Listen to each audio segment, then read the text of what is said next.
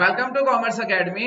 आज की क्लास में हम बात करेंगे मार्च जीएसटी रिटर्न्स को लेके और स्पेशली इस रिटर्न में हम उन चीजों को फोकस करेंगे जो मार्च की रिटर्न में आपको करनी है और जो मार्च की रिटर्न में आपको नहीं करनी है। क्योंकि मैंने पर्सनली काफी ज्यादा एक चीज को रियलाइज किया है कि काफी सारे अकाउंटेंट्स होते हैं वो बिना फालतू मार्च जीएसटी रिटर्न में एक पेपर वर्क में घुस जाते हैं और उससे वो बाहर भी नहीं निकल पाते और मार्च की रिटर्न लेट करते रहते हैं और इस वजह से उनके लेट फीस भी लगती है और इंटरेस्ट की लायबिलिटी भी लगती है। तो सिंपली मैं आज की क्लास में आपको बताऊंगा कि दिमाग पे ज्यादा कोई लोड नहीं लेना है, किस तरह से आप मार्च की रिटर्न फाइल करेंगे, कौन कौन से पॉइंट है जिन पे आपको फोकस करना है और कौन कौन से पॉइंट ऐसे जिनको आपको फोकस नहीं करना।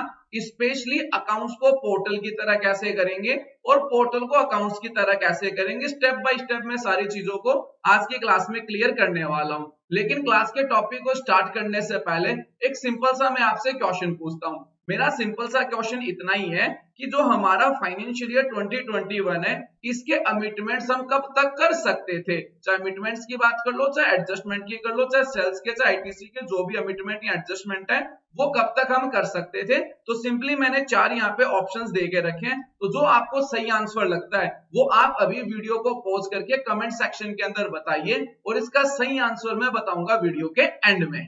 तो यहाँ पे हम बात करेंगे कि अगर आप प्रॉपर वे में अकाउंट्स मेंटेन नहीं करते हैं तो फिर आप अपनी गलतियों को कैसे सही करोगे, या फिर जो अकाउंटेंट जो प्रॉपर वे में हर महीने अकाउंट्स को प्रॉपरली मेंटेन करते हैं फिर भी जो गलतियां हो जाती है तो उनको आप सही कैसे करेंगे और अकाउंट्स में आपके क्या इफेक्ट पड़ेगा, उनके ऊपर वन बाय वन बात करते हैं। तो सबसे पहले बात तो उन लोगों से करते हैं जो अकाउंट्स अपने प्रॉपर मेंटेन नहीं रखते। अकाउंट्स प्रॉपर मेंटेन से मेरा मतलब ये है कि आपके पास में कोई प्रॉपर अकाउंटिंग सॉफ्टवेयर नहीं है, जैसे मैं बात करूं टैली की या मार्क की बात करूं, और इतना कोई लंबा छोड़ा आपके बिजनेस भी नहीं होता कि आपको उसमें कोई अकाउंटिंग सॉफ्टवेयर की बहुत ज्यादा रिक्वायर हो। सिंपल से आप 50-60 बिल करते हो और वो आप या तो किसी फ्री यूटिलिटी के ऊपर या फिर एक्सेल के अंदर एडजस्ट कर लेते हो और वो इनवॉइसेस वगैरह बना के आप अकाउंटेंट्स को भेज देते हो या फिर खुद से आप अपनी रिटर्न वगैरह फाइल कर लेते हैं। अब आई मार्च की रिटर्न। मार्च की रिटर्न में आपकी हो गई प्रॉब्लम कि आपने पूरे साल की गलतियों को आपको कैसे सही करना है या पूरा कॉन्सेप्ट आप कैसे करेंगे। तो यहाँ पे मैं एक चीज आपको क्लियर कर दूं, मार्च की जीएसटी रिटर्न अंत नहीं है। ये अंत नहीं है कि भाई मार्च में आपने जो फाइल कर दिया पूरा फाइनेंशियल ईयर क्लोज हो गया, अब आप कुछ नहीं कर पाओगे, जो गलतियां हो गई अब उसके ऊपर आपको इंटरेस्ट पेनल्टीज वगैरह देनी पड़ेगी। नहीं, ऐसा कुछ भी नहीं है। सबसे पहले अपनी जीएसटीआर1 को लेट ना करें, बिना फालतू लेट फीस कैलकुलेट होती है। अब कमेंट सेक्शन में कोई ये मत लिखिएगा सर जीएसटीआर1 पे लेट फीस नहीं लगती, वो जनरली जीएसटीएन के हिसाब से नहीं लगती, लेकिन अगर हम जीएसटी डिपार्टमेंट की बात करें तो लगती है, तो वो एक अलग मैटर है। हम यही मान के चलेंगे कि जीएसटीआर1 पे लेट फीस हमारी कैलकुलेट हो रही है। तो सबसे पहले अपनी आर1 को फाइल करो, जैसा भी आपके पास में डेटा है उस डेटा का यूज करते हुए अपनी आर1 फाइल करके ओटीपी जनरेट करके खत्म करो। अब आप क्या करेंगे, अब जनरली आपको क्या करना है, अपने पूरे साल के जो भी इनवॉइसेस वगैरह है उनको प्रॉपर वे में मेंटेन करो, अकाउंट्स करो पहले उसका, यानी उसे चाहे आप एक्सेल में करो चाहे किसी तीसरी चीज में करो। सिंपल सा पहले ये निकालो कि आपके पास में इस मंथ इनवॉइस है कितने, B2B के कितने और B2C के कितने हैं। क्योंकि जनरली आपके कोई बिल हाथ लगा हुआ आपने अपलोड कर दिया, या कोई कस्टमर आपका कह रहा था कि भाई मेरा बिल नहीं है तो उसे अपलोड कर दिया, क्या डेट लगाई, क्या इनवॉइस नंबर लगाया, कुछ भी आपका सेट है नहीं। तो प्रॉपर वे में अपना अकाउंट्स करो, चाहे करो किसी भी अकाउंटिंग सॉफ्टवेयर में, एक्सेल में कर लो, कोई पैनिक नहीं है। वन बाय वन सारे के सारे इनवॉइसेस को सेट करो। ये सेट कर लिया, फिर कैलकुलेट करो कि मंथली बेसिस पे आपका टैक्स कितना बन रहा है, और वो आपको देखना है कि आपका जो अकाउंट्स है, मेरी बात ध्यान से सुनिएगा, सबसे ज्यादा अकाउंटेंट्स गलतियां क्या करते हैं, जीएसटी पोर्टल को अकाउंट से मैच करेंगे। ये सोच ही खराब है, आप अपने अकाउंट से पोर्टल को मैच करें। बात समझे, जीएसटी रिटर्न फाइल होती है अकाउंट्स के बिहाफ पे, ना कि पोर्टल के बिहाफ पे अकाउंट्स होता है। एक जनरल सा मैं एग्जांपल देता हूं, मान लो कि आपकी 2B में कोई ऐसा इनवॉइस आ गया जिससे आपने कभी गुड्स खरीदा ही नहीं, तो क्या उस इनवॉइस को आप अकाउंट्स में चढ़ाएंगे? क्या उस 2B के इनवॉइस को आप अकाउंट्स में चढ़ाएंगे? नहीं चढ़ाएंगे। रीजन, क्योंकि पोर्टल के बिहाफ पे अकाउंट्स नहीं होता, अकाउंट्स के बिहाफ पे पोर्टल होता है। जनरली कुछ स्टूडेंट्स मुझसे क्लास में भी क्वेश्चन पूछते हैं कि सर पोर्टल के डेटाबेस को अकाउंट से कैसे एडजस्ट करेंगे? भैया जी एडजस्ट नहीं करना, अकाउंट्स के डेटा को पोर्टल से मैच करना है, और अकाउंट्स में अगर कोई चीज कम रह रही है तो उसे पोर्टल पे डालना है। पोर्टल का अकाउंट्स में नहीं आएगा। तो ये मैंने काफी बार रिपीट कर दिया, तो आई थिंक आपको अच्छे से क्लियर हो गया।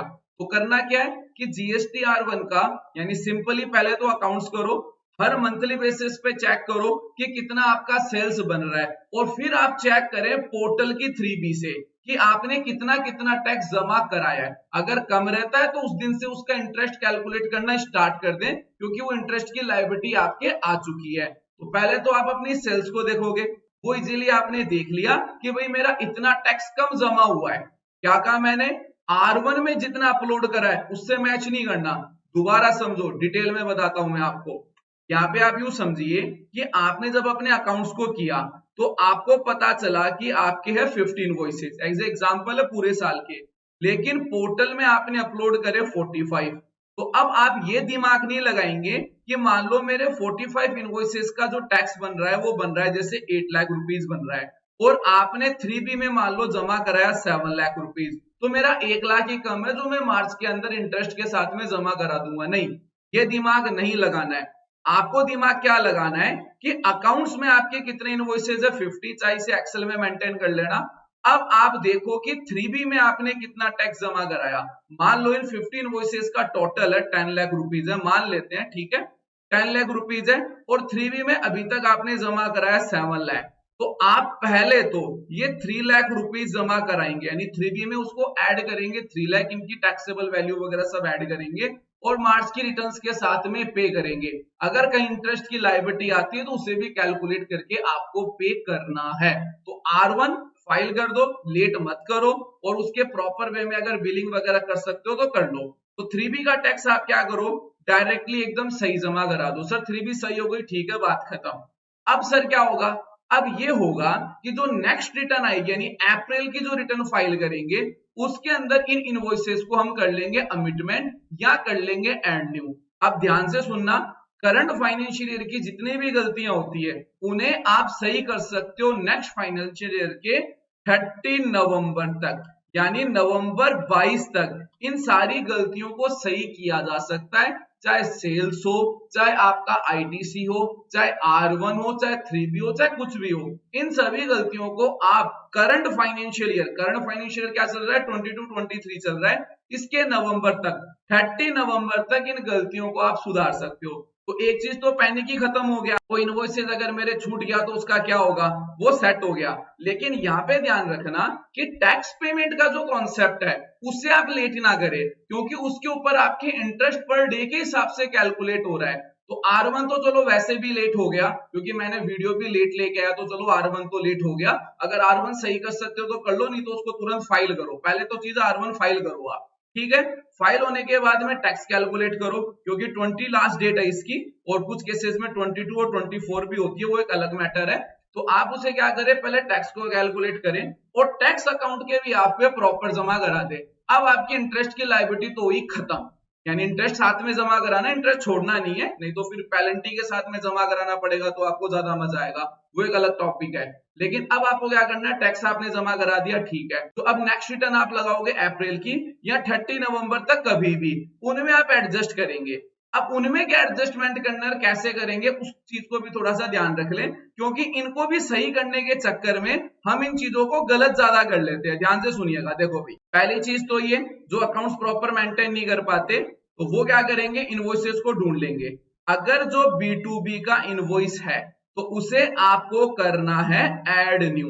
ध्यान से सुनिएगा, टैक्स तो प्रॉपर जमा करा दो मार्च में, उसमें गलती नहीं होनी चाहिए। अप्रैल में B2B का इनवॉइस, अगर कोई B2B का इनवॉइस आपने मिस कर दिया है, फाइनेंशियल ईयर कौन सा 21-22, तो उसे अप्रैल की रिटर्न में क्या करना है, आपको ऐड न्यू करना है, ऐड न्यू करना है। अगर मैंने कोई गलत अपलोड कर दिया, मान लो कि मुझे अपलोड तो एक्स के करना था और गलती से मैंने वाई के अपलोड कर दिया, तो इस केस में वो होगा अमिटमेंट, यानी आप उसे चेंज करेंगे। मैंने काफी जगह देखा है कि लोग नया इनवॉइस अपलोड कर देते हैं, भैया जी नया नहीं करना है। R1 का जो सेल्स आपने पोर्टल पे चढ़ा के रखा है उसी सेल्स का 3B में आपको टैक्स जमा कराना है। तो यहाँ पे ऐसा नहीं करना कि अकाउंट से डेटा आप छुपा लो और R1 में अपलोड ही नहीं करो, नहीं, अकाउंट्स में जितना भी डेटा है वो R1 में अपलोड होगा और R1 के बिहाफ का जो टैक्स होगा वो 3B में जमा होगा।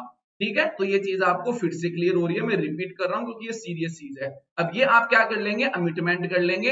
अगर आपने कोई रॉन्ग इनवॉइस अपलोड कर दिया तो उसे B2B का आपको करना है अमिटमेंट। अमिटमेंट में आप सब कुछ बदल सकते हैं, कोई पैनिक वाली बात नहीं है। अब जो अकाउंट्स वगैरह प्रॉपर मेंटेन करते हैं उनके साथ में एक काफी बड़ी प्रॉब्लम आती है, जो रेगुलर वे में सभी के साथ में आती है। हालांकि काफी सारे अकाउंटेंट्स इजीली उसे सही कर लेते हैं, काफी सारे अकाउंटेंट उसको सही करने के चक्कर में गलत कर देते हैं। जैसे कॉन्सेप्ट क्या है कि मान लो कोई आपकी पार्टी ए है, अब ये जो ए पार्टी है इसके थे B2B के इनवॉइस, यानी ये B2B था, जनरली हमेशा से B2B था। अब हुआ क्या, ये 6 मंथ तक तो आपके पास में B2B था। अब फिर आप किसी मंथ की, यानी मैं बात कर लेता हूं, जैसे मान लेते हैं जनवरी की, जनवरी की जब आपने रिटर्न इसकी फाइल करने लगे तब पोर्टल ने बताया कि इसने अपना जीएसटी नंबर कैंसिल करवा लिया है या सस्पेंड हो गया है। तो इस केस में मैंने देखा है कि काफी सारे अकाउंटेंट क्या करते हैं, उन इनवॉइसेस को B2B से हटा देते हैं और अपनी रिटर्न फाइल कर देते हैं। टैक्स उन्होंने सही जमा कराया लेकिन R1 में रिपोर्टिंग गलत करी। रिपोर्टिंग कैसे गलत करी कि ये जो इनवॉइसेस थे जो कैंसिल हो गए थे, जिनके जीएसटी नंबर कैंसिल थे, इन्हें हमें ऐड करना था B2C के अंदर, जो कि हमने ऐड नहीं किया। तो R1 का बैलेंस तो चला गया नीचे और 3B का बैलेंस आ गया ऊपर, और अब आप उसे मार्च में ढूंढने के लिए बैठ रहे हैं। तो उसका देखो सिंपल सा सॉल्यूशन क्या है। देखो कमिटमेंट में भी आपको ध्यान रखना है कि करना कैसे है। देखो ध्यान से सुनो, बात ऐसे थी कि वो B2B में थे तो अकाउंट्स में भी वो B2B में ही होंगे, तो अकाउंट से तो उनका जीएसटी नंबर आप हटा दो, या जो भी एडजस्टमेंट करना है या अलग से बनाना है वो कर लो, उससे कोई पैनिक नहीं है।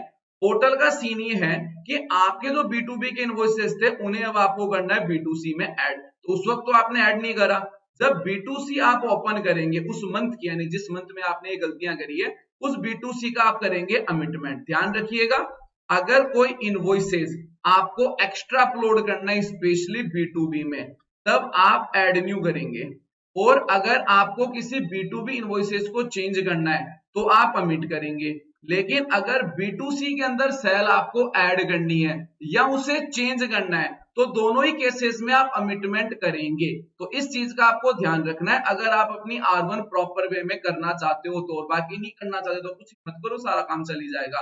तो यहाँ पे आप B2C अमिटमेंट करेंगे और अमिटमेंट करके उन वैल्यू को आप ऐड करेंगे। क्या करेंगे, ऐड। अब यहाँ पे ध्यान रखना करना क्या है। देखो आप सिंपली आप यूं समझो कि आपकी जो सेल्स थी, यानी B2C की जो सेल्स थी वो थी 60 लाख रुपीज, ठीक है। अब आपको उसमें ऐड करना है 20 लाख रुपीज। क्या करना है, 20 लाख रुपीज ऐड करना है, और ये टोटल हो गई 80 लाख रुपीज। तो जब हम अमिटमेंट करते हैं तो वहां पे हम वैल्यू नोट कर देते हैं 20 लाख, और हम ये सोचते हैं कि 60 लाख तो मेरा पहले से अपलोड है और 20 लाख रुपीज मैंने अभी वो डाल दिया, ये लो भाई हो गया 80 लाख। तो मैं बता दूं ऐसा नहीं है, ये गलती है। अमिटमेंट का मतलब होता है अब ये है, यानी अगर आपके पहले 60 लाख रुपीज था और आप ये उसमें कहना चाहते हैं कि इसमें 20 लाख रुपीज और ऐड कर दो, और यहाँ पे आपने 20 लिख दिया, तो इसका मतलब क्या हो गया कि 60 नहीं है ये 20 है, ये और ज्यादा गड़बड़ हो गई। और अमिटमेंट एक ही बार होता है, तो वहां पे आपको करना क्या है, यानी 20 की जगह आपको क्या करना है, 20 की जगह आपको करना है 80 लाख, यानी आप क्या कहेंगे अब ये है। तो इस तरह से इन गलतियों को सुधारना है जिससे कि आपके प्रॉब्लम नहीं आए। अब यहाँ पे भी एक क्वेश्चन बनता है, क्वेश्चन ये बनता है सर ये वीडियो तो मैंने देखा ही बाद में, मैंने तो कर दिया, यानी मैंने तो क्या किया, इसको 20 लाख बढ़ाने के चक्कर में यहाँ पे क्या कर दिया, 20 लाख ही लिख दिया अमिटमेंट में। अब क्या होगा, क्या दोबारा अमिटमेंट करूं? देखो अमिटमेंट एक ही बार होता है, दोबारा नहीं होता। अब ये गलती हो गई तो वैसे तो इसका कोई सॉल्यूशन है नहीं, अब कोई भी जनरल सॉल्यूशन नहीं है। इसका सॉल्यूशन है 9, यानी जब हम 9 फाइल करेंगे अब उसी में एडजस्टमेंट होगा।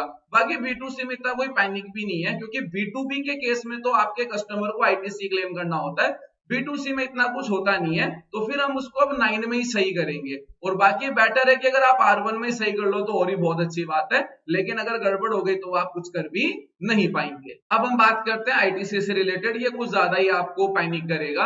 अब यहाँ पे आपको ध्यान क्या रखना है, जैसा कि मैंने थोड़ी देर पहले रिपीट किया था कि जो भी एडजस्टमेंट्स हैं या ITC क्लेम अमिटमेंट है, ये सारे के सारे आप 30 नवंबर तक कर सकते हैं। तो पहली चीज तो ये कि अपने रिटर्न्स को बिना फालतू पेंडिंग मत छोड़ो, लेट फीस वगैरह मत लगाओ। कोशिश ये करो कि जो भी टैक्स वगैरह बन रहा है उसे प्रॉपर वे में जमा करा दो, जिससे कि आपके क्या नहीं लगे, इंटरेस्ट की लायबिलिटी ज्यादा नहीं लगे। अब ITC का क्या कॉन्सेप्ट है इसे ध्यान से सुनिएगा। देखो आईटीसी के जो मिसमैच क्लियर करने में मैंने ये देखा है काफी ज्यादा कि अकाउंटेंट्स ऐसे रूल को फॉलो करते हैं जिनमें उनका टाइम भी बहुत ज्यादा खराब होता है और एक्यूरेसी भी कोई खास अच्छी नहीं आती। ध्यान से समझिएगा, मैं बात कर रहा हूं स्पेशली आपके कंपैरिजन की R2 का 2A से या फिर R2 का 2B से। ध्यान से सुनिएगा, देखो पहली चीज तो ये है कि आप जो कंपैरिजन अगर मंथली बेसिस पे करते हैं तब आपको करना है R2 को 2B से। अब इसका मतलब क्या है कंपैरिजन, मतलब को ध्यान से समझिएगा। मान लीजिए कि R2 के अंदर आपके 60 बिल है, ठीक है, और 2A के अंदर बिल है 50 और हमारा जो 2B था इसके अंदर बिल है 40, ठीक है। तो यहाँ पे हम कंपैरिजन क्या करते हैं, कंपैरिजन हम ये करते हैं कि जो 2B के अंदर जो 40 बिल आए हैं वो 40 बिल क्या मेरे हैं या नहीं है, किसी और के तो नहीं है। बात को समझिएगा, यहाँ पे हम कंपैरिजन ये नहीं करते कि भाई जो कौन कौन से मेरे सप्लायर है जिन्होंने इनवॉइस अपलोड नहीं किया। देखो मुद्दे की बात ये भी है कि ऐसा भी तो हो सकता है कि बहुत सारे सप्लायर्स ने इनवॉइस आपके अपलोड कर दिए हो लेकिन उनकी डेट चेंज हो, यानी एक दिन बाद में कराओ, तो उस केसेस में वो हमारा 2B वाली जो एक्यूरेसी आती है वो परफेक्ट नहीं आती। 2B की एक्यूरेसी का मेनली यही चीज होती है कि करंट मंथ में जिन चीजों की मैं आईटीसी क्लेम कर रहा हूं क्या वो इनवॉइसेस मेरे अकाउंट्स में है या नहीं, किसी में और इनवॉइसेस की तो क्लेम नहीं कर रहा हूं। तो ये तो हो गया कॉन्सेप्ट 2B का जो मंथली बेसिस पे आप करते हैं। लेकिन अब आप पूरे साल का ये निकाल रहे हैं कि ऐसे कौन कौन सी इनवॉइसेस है जो मेरे सप्लायर ने अभी तक अपलोड नहीं करे या जिनका मैंने अभी तक आईटीसी क्लेम नहीं किया। तो उसके लिए आप 2B के पीछे मत पड़ो, आप पढ़ो 2A के पीछे, क्योंकि 2B मंथली बेसिस में एक्यूरेसी आ पाएगी। आप सिंपली कंपैरिजन करो अपने R2 का 2A से और ये चेक करो कि कौन कौन से इनवॉइस मेरे अकाउंट्स में है और कौन कौन से इनवॉइस मेरे 2A में है, और जो इनवॉइसेस नहीं है उनके बीच में आप कम्युनिकेशन करो या पोर्टल के थ्रू आप उन्हें नोटिस भी दे सकते हो, वो एक अलग मैटर है। लेकिन 2B के पीछे मत पड़ो। 2B के पीछे तभी पढ़ना है जब ये काम आप मंथली बेसिस पे कर रहे हो, और ये काम करने के लिए आप अपनी कृपया करके मार्च की रिटर्न को पेंडिंग ना रखें, क्योंकि R1 तो ऑलरेडी आपने पेंडिंग रख ली है और मार्च भी आप पेंडिंग रखेंगे क्योंकि सॉल्यूशन नहीं होगा। बात को समझिए, सॉल्यूशन कब होगा आईटीसी का, जब वो आपका क्लाइंट इनवॉइस अपलोड करेगा 13 तारीख से पहले। अब उसने इनवॉइस अपलोड ही नहीं किया होगा तो आपका मेन टारगेट ये है कि अप्रैल की जो मेरी जीएसटी रिटर्न है उसके अंदर वो सारे के सारे इनवॉइस आए, क्योंकि मार्च का टाइम जा चुका है। तो आप सिंपली एक काम करो, मार्च में जिन चीजों का आपको आईटीसी मिल रहा है उनका तो आप करो क्लेम। अब आप उन्हें फिल्टर करो पूरे फाइनेंशियल ईयर के हिसाब से 2A से, ना कि 2B से। रिपीट कर रहा हूं मैं बार बार, यानी R2 को 2A से आप पूरा का पूरा मैचिंग करो, उनकी एक लिस्ट बनाओ और आपका टारगेट होना चाहिए कि अप्रैल की जो मेरी रिटर्न होगी उसके अंदर मैं इन सबका आईटीसी क्लेम कर लूं। तो ये चीज आपको ध्यान रखनी है, बिना फालतू अपने रिटर्न्स को पेंडिंग नहीं रखना है। अब यहाँ पे मैं एक चीज ऐड और कर दूं कि मैं टैक्स पेमेंट के अंदर मार्च के ऊपर ही ज्यादा आपको फोकस कर रहा हूं, तो इसका मतलब ये नहीं है कि सर अगर मार्च में भी मैंने कोई टैक्स छोड़ दिया तो क्या मैं उसे आगे नहीं कर पाऊंगा। हाँ भाई बिल्कुल कर पाओगे, 30 नवंबर तक आप एडजस्ट कर पाओगे, कोई इश्यू नहीं है, और आप 9 में भी कर पाओगे, वो भी कोई इश्यू नहीं है। लेकिन ये चीज ध्यान रखना, इंटरेस्ट आपका चालू है, यानी यूं मान लो कि अप्रैल में यानी 21-22 फाइनेंशियल ईयर के अप्रैल में अगर कोई सेल्स आपने कम दिखाई या उसका टैक्स आपने पे नहीं किया, उसका इंटरेस्ट टिल टुडे तक चालू है, और अगर आप उसे 30 नवंबर तक खींचेंगे तब तक चालू रहेगा, और अगर आप उसे 9 तक लेके जाएंगे तब तक उसका इंटरेस्ट चालू रहेगा।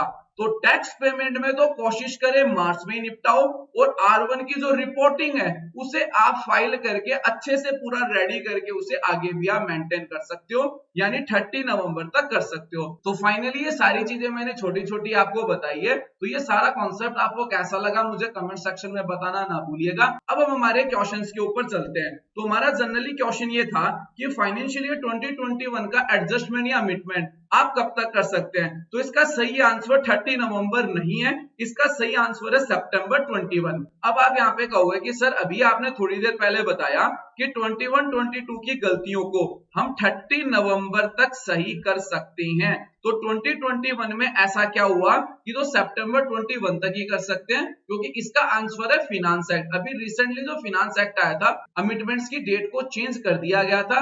अभी करंट फाइनेंशियल ईयर का या जो हमारा प्रीवियस फाइनेंशियल ईयर है 21-22, इनकी गलतियों को हम 30 नवंबर तक सही कर सकते हैं। तो यहाँ पे मैं एक चीज और ऐड कर दूं, अगर आप प्रॉपर वे में जीएसटी रिटर्न फाइलिंग सीखना चाहते हैं, ओरिजिनल डेटाबेस के साथ में A to Z चीजों की प्रैक्टिस करना चाहते हैं, तो आप सिंपली प्ले स्टोर में जाइए, यहाँ पे हमारी इस एप्लीकेशन एकेडमी कॉमर्स को डाउनलोड कीजिए, स्टूडेंट्स के रिव्यू वगैरह रीड कीजिए, डेमो क्लास अटेंड कीजिए, फिर भी किसी तरह की कोई क्वेरी हो तो आप हमारे हेल्पलाइन नंबर पे कांटेक्ट कीजिए। अगर सब कुछ अगर आपको पसंद आए तो जो हमारा नया बैच स्टार्ट हो रहा है 18 अप्रैल से, उसे आप ज्वाइन कर सकते हैं। Thanks for attending.